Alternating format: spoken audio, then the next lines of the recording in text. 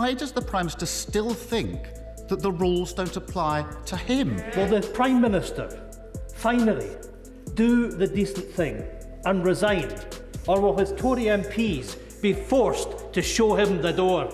So will the Prime Minister, for the good of the country, accept that the party is over and decide to resign?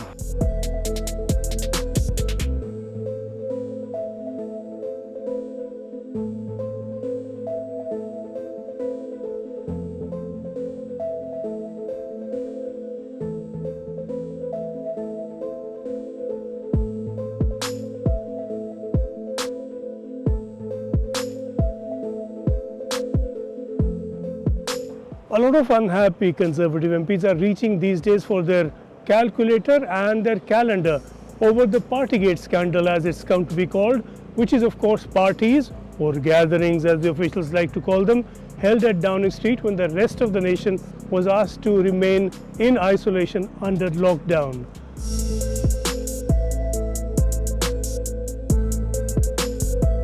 Under the rules of the 1922 Committee of the Conservative Party, 15% of MPs will have to write to the committee to say they are unhappy with the Prime Minister and have no confidence in him, to then trigger a no confidence vote. At the moment, there are 359 members of the Conservative Party in Parliament, so that is to say 54 MPs will have to write to the committee to then trigger a no confidence vote.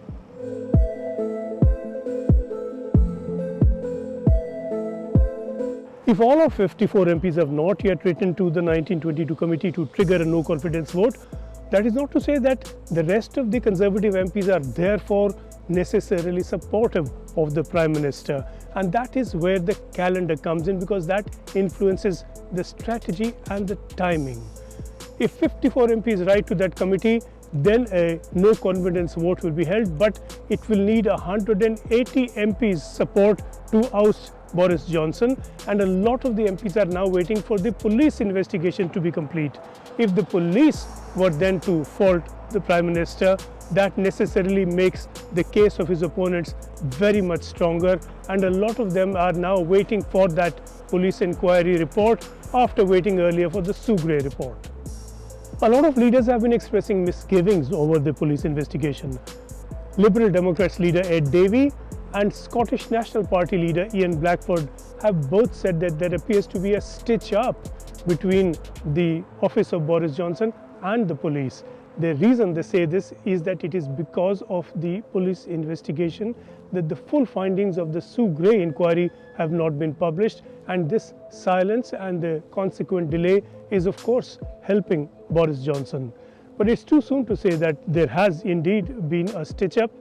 If the police were to exonerate Boris Johnson, Sugray has said in her summary of the report that she still has all the documents and papers with her in agreement with the police, and of course it is on the basis of those that she found a failure of leadership.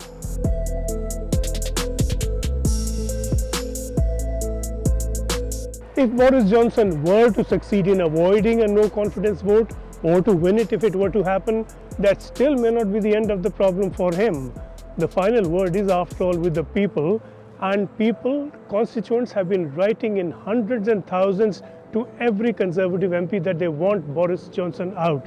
So if these MPs refuse to listen to their constituents, they may well lose their vote, and a test for that could come as early as the local council elections on May the 2nd of this year.